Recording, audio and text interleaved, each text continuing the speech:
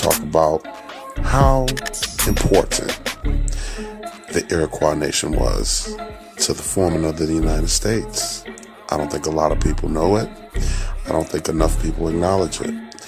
And I know that a lot of us don't understand that that is some of our ancestors. So let's go ahead and get today's lesson started, all right? Number 37. The U.S. constitutional government is a plagiarized copy of a Black Indian governmental system, the Iroquois Nation. Number 38. The Founding Fathers did not find anything. They went to Black Indians, the Iroquois Nation, seeking assistance to break away from their chief back in England, King George III.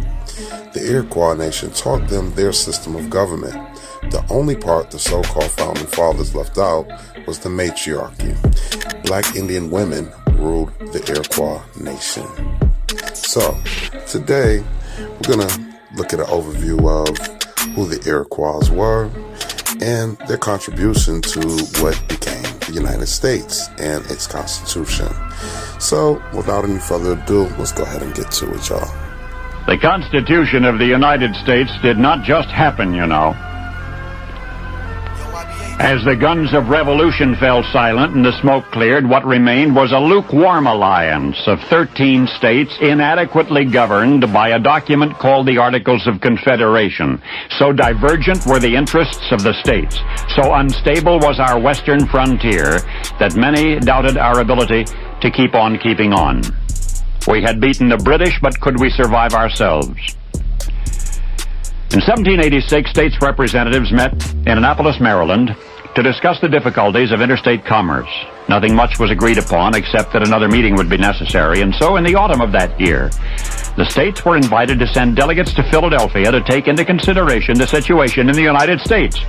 And it was this congregation which Thomas Jefferson, then United States Minister to France, it was this congregation to which he would refer as an assembly of demigods, a compliment intended.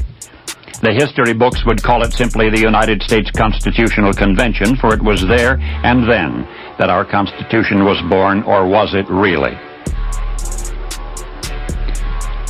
Although James Madison is widely recognized as the father of the Constitution, and James Madison was in fact its principal architect, let this day forth each of us remember that he was a student of world governments. He was admittedly influenced by other systems of social order, and that brings us to an already established Constitution. Until we came along, it was